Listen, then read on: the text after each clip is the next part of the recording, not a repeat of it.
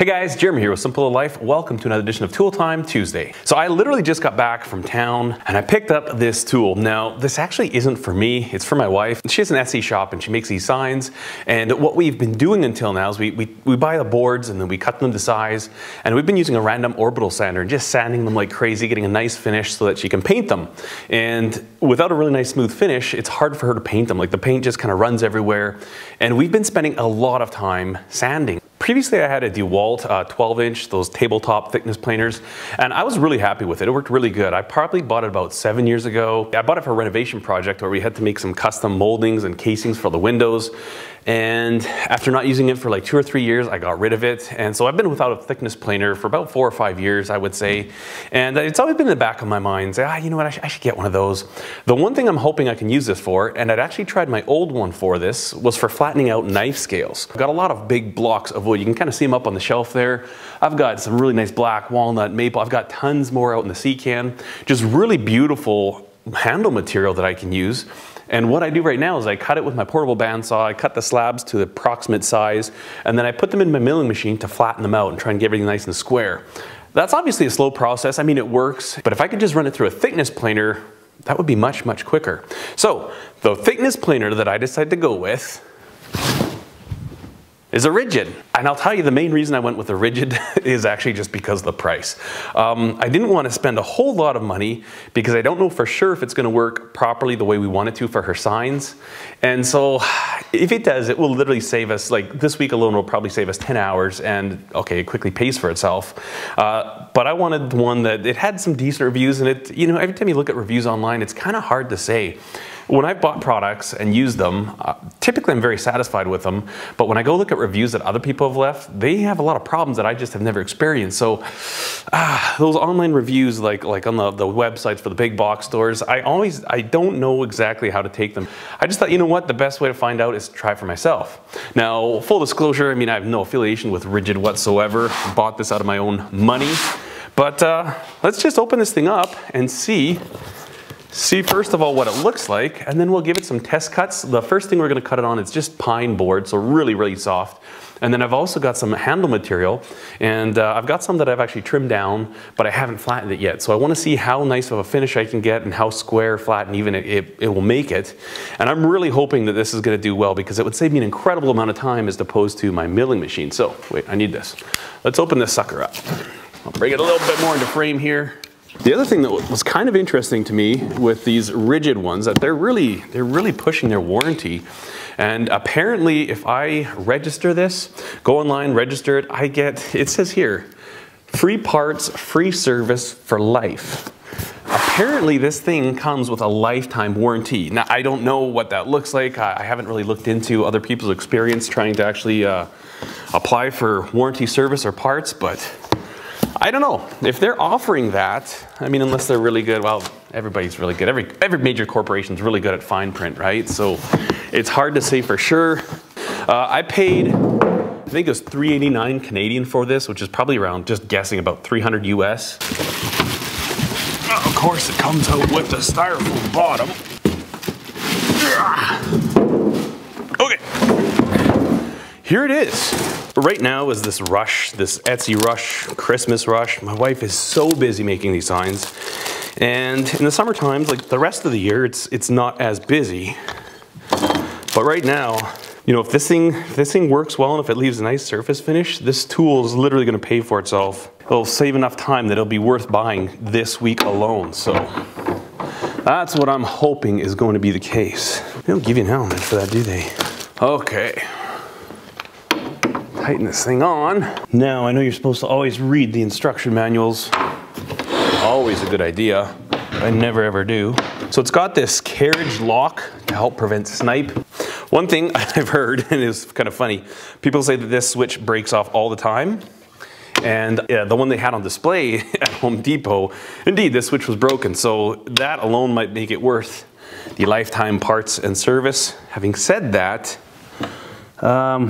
I'm sure it's not that fun to try and deal with that. Like, do I have to email them and wait for a few weeks, or mail them and, you know, just to get a new switch? That would kind of suck. It does seem chintzy, that's for sure. I think there's only one thing to do now, and that's go ahead and test it. These things make a huge amount of dust. Oh, look at this. They give me a wrench for this. Wasn't that handy of them? No, it doesn't fit. This is probably for the blades. I guess I'll look into this more once I figure out how to change out the blades and stuff. Apparently the blades are double-edged, so you can actually unscrew them, flip them around, you've got another cutting edge, so that's cool. Having said that, with my DeWalt that I had, I never once had issues where I thought that my blades were dull, so like I say, I'm not using this a whole lot. The thing this will get used the most, right now anyways, is on pine, and it's super soft, so it's not like I'm running a whole bunch of hardwood through here all the time. Whatever hardwood I do run through here is probably just going to be little blocks for knife scale. So I'm going to carry this to a table over there because I want to keep this area relatively dust free. And I know these things are just these things are monsters for dust. I mean, they just create so much dust. I do have a little dust collector hood here, and that goes into the back here. I think I will be using that once we get it set up. I'll show you the back of this little thing right here. So here's a little dust collection port here. Repeat a cut. Oh, that's cool. I don't know if this is standard that all, you know, a lot of these planers have, but this one does. In fact, I'm going to take the camera off for a second. That's the best way to show you. So we've got this knob here, the repeat a cut. It's got little detents in there, and if we come around to this side, look in there, you see this thing? These are little steps. And that's what we're adjusting when we're doing our repeat a cut. So we can set whatever cut we want right there, so that'd be a 3/4. And then, oh, we gotta unlock it. And we just lower this down until it rests on there. That's actually a really awesome idea. I love that feature of it. You know, if you've got a whole bunch of boards and you're trying to get them the exact same dimension, that is going to be very handy dandy. Well, we're not going to be able to see under there because if we look at these graduations, we're still like 1.5 inches, but I just want to see what it's like when it rests out on that little stop. So we should be getting close. Oh yeah, I can feel it. So I'm pushing down. It stopped right there, and in theory, if this thing's half accurate, this is going to be about a 3/4 inch thick.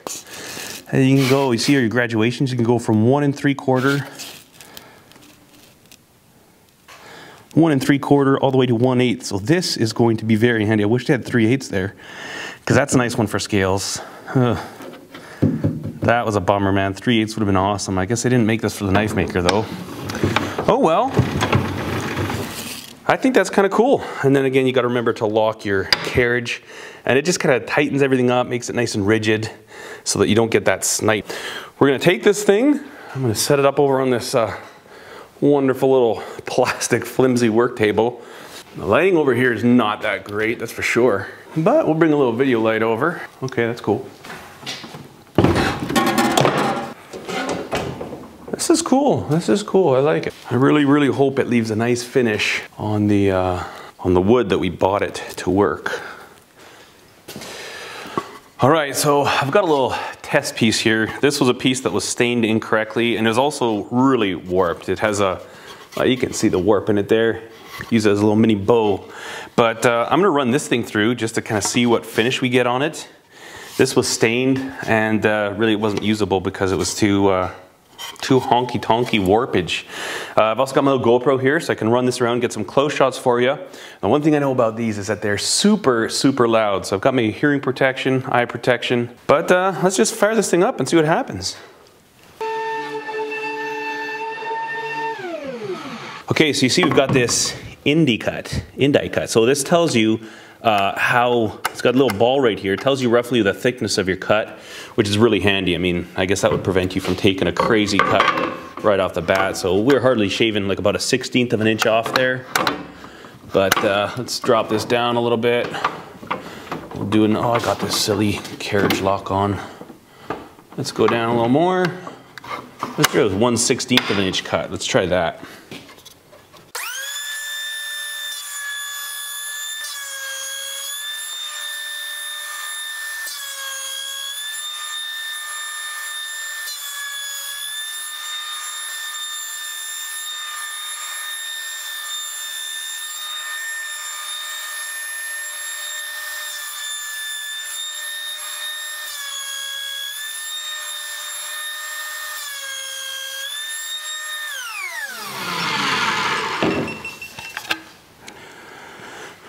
I'm not entirely sure what to say.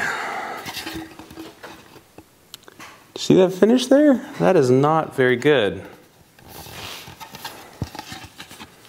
It has to do, I think, with when it goes in and out. These infeed and outfeed tables, I think, might be skewing it a bit. Not sure. Okay, so they are adjustable. I wonder if I need to adjust those because that isn't cool. I mean, this side's better, actually. You know what? I'm gonna try running it through a few more times. Well, that's interesting to me because this backside here, this was originally dished this way. And the first cuts we did were here. And every time I did those cuts, I got that line here and here. I didn't on this side. And now that I ran it through one more time, I'm not getting those. We've got a much nicer finish there. We're not getting that start-stop line that we'd had before. So that tells me that if this thing's relatively nice and flat, it actually does some pretty nice cuts. Let's try something else. So what I have here, this is a black walnut slab that I just cut with my table saw. So that's all I've done to it. See, you've got some cut marks there from the blade. Let's run this through quick and see what we end up with.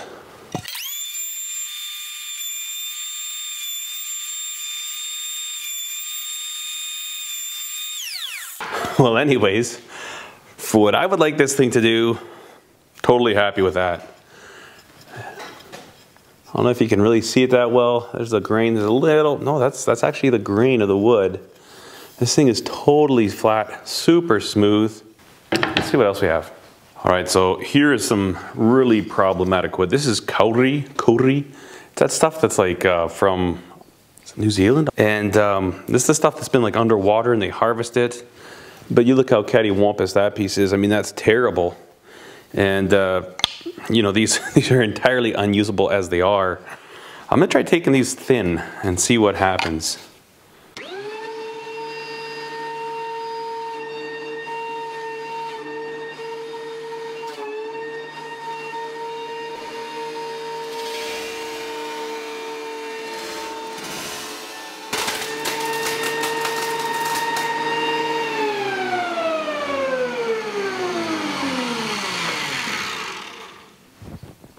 It didn't sound good, did it? Holy moly, what just happened? Maybe my cut was a little too aggressive. Look at that. Look at that grain in there. It's kind of crazy, isn't it? Well, clearly, I just really hope I didn't wreck the blades. That would make me mad. Nope, we're good. That has me relieved because that would have sucked. Really nice finish there. I think those blades are still perfectly fine. So how does one conclude this video? I think part of this thing, and I mean every tool's that way, you need to play with it and kind of learn how it works.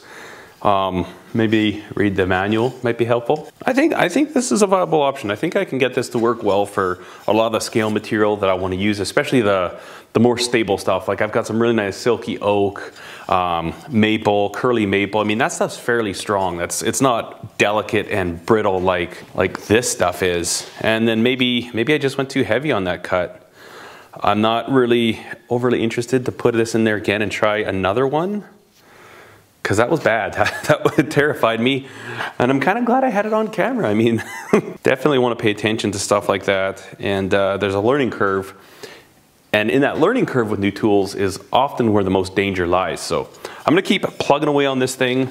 I'll get a lot of experience with it, just doing these super safe pine boards for signs for my wife. All in all, I think for what we bought this for doing the signs for my wife, it's gonna work fantastic. Definitely a tool that will, by the end of this week, it will have paid for itself in the time that it has saved us.